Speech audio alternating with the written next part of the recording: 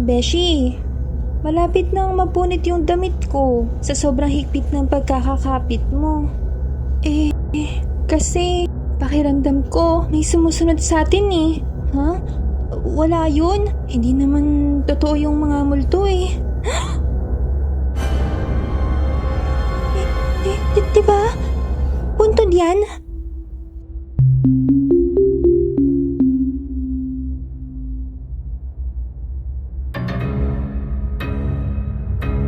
At sa paglalakad nga namin, ay nakarating na pala kami sa sementeryo.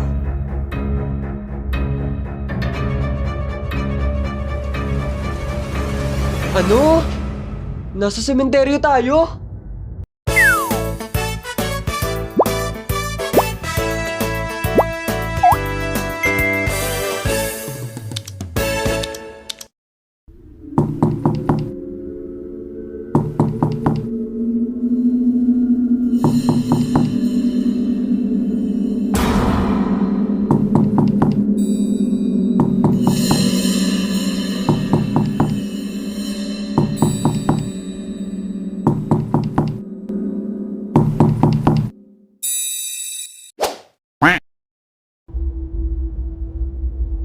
Ano ba naman yan? Ang tagal-tagal kong ginawa tong costume ko eh.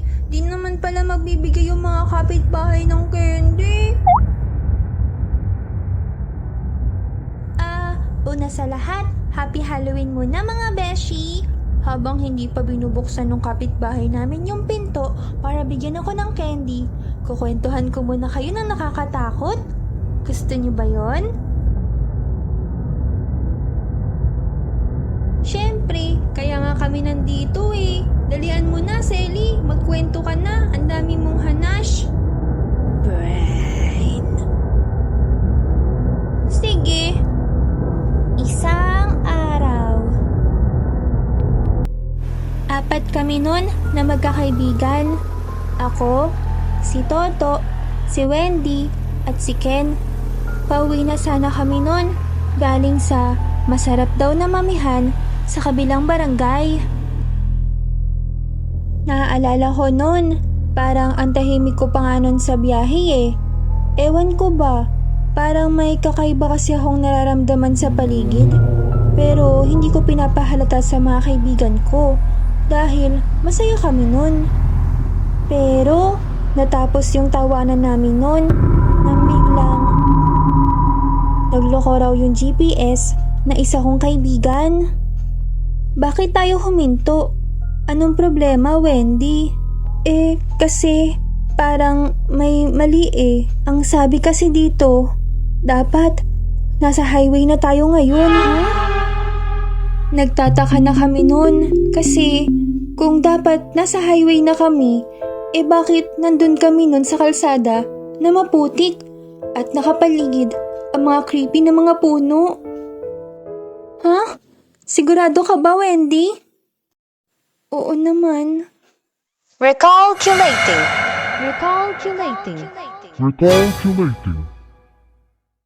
Scary! Relax lang kayo. Alam kong may shortcut dito. Galing na ako dito eh. Dahil sa sinabi ni Toto na yon na para bang siguradong sigurado siya sa sinabi niya nagtawanan na ulit yung mga kaibigan ko na para bang wala naman talagang problema. Pero ako, malakas talaga yung pakiramdam ko nun na meron talagang mali na nangyayari. Pero syempre, hindi naman ako pwede mag-overreact.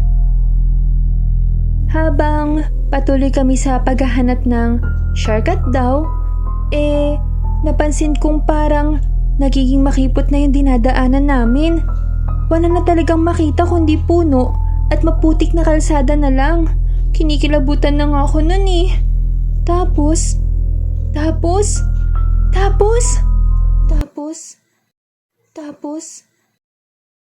ano nga? Ito nga. Tapos, nakauwi na pala kami. Ha? Yun na yun? Hindi. Joke lang. Tapos, naramdaman na nga namin lahat na parang biglang bumigat yung sinasakyan namin at nahihirapan itong umusad. Kaya di rin talaga naming maiwasang isipin noon na siguro may nakiangkas ng multo o anumang espiritu sa taas o sa likod ng sinasakyan namin kaya bumigat ng ganun. Pero, kidding aside, ang bigat naman ng multo na yun, no? At dahil nga dun, boom! Tuluyan na nga huminto yung sinasakyan namin. Pakiramdam ko nun, hindi na talaga kami makakauwi at pinapaligiran na kami ng masasamang espiritu.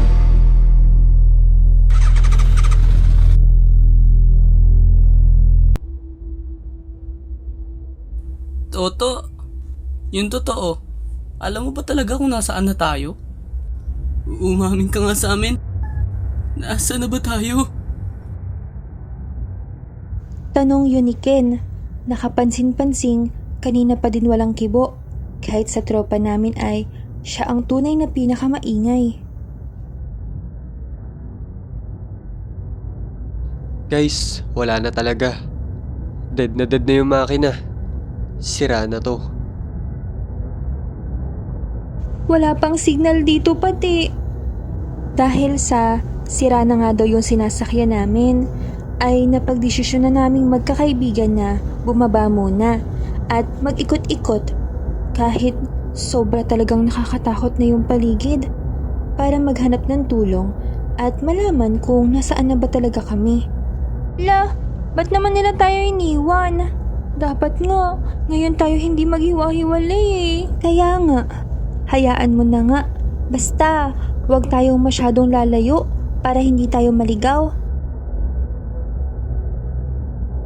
Sa kagustuhan namin na makahanap ng tulong nun, di namin napapansin na masyado na yatang lumalayo ang aming nilalakad.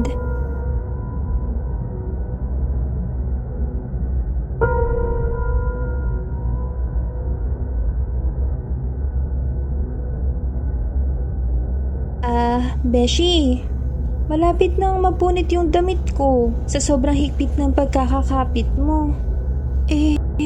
Kasi pakiramdam ko may sumusunod sa atin Ha? Wala yun. Hindi naman totoo yung mga multo Diba? Puntod yan?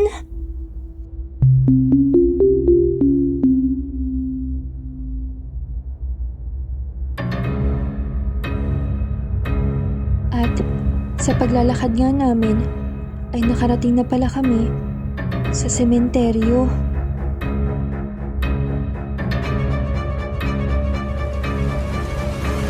Ano? Nasa sementeryo tayo?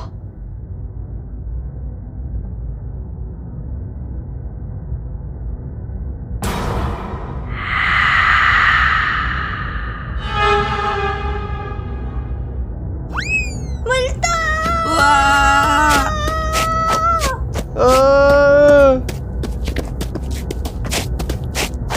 Dali-dali kaming tumakbo nun sabay-sabay, pabalik sa sasakyan namin nung nakita namin lahat yung multo. Mabuti na lang at straight lang yung daan at nakita agad namin yung sasakyan.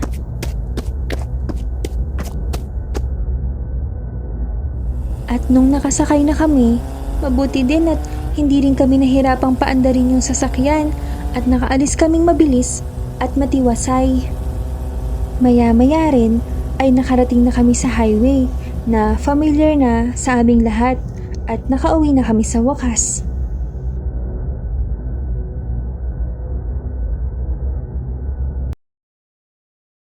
Grabe ano? Parang niligaw at pinaglaruan lang kami ng mga masasamang espiritu nun. Hay, buti na lang nakauwi kami at nakalayo sa mga multo na yun. Yun na, the end.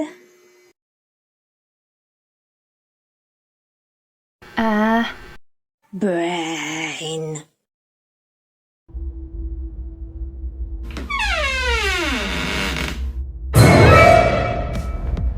Yun lang po.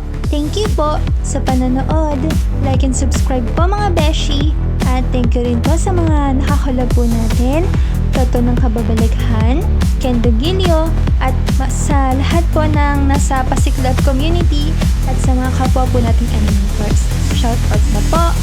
MJ Manyo, Ranzel Animation Story, Raymond Marpuri, Chan Peralta, Mariano Latigan Jr. Yun lang po. Thank you po. Like and subscribe. Thank you, thank you!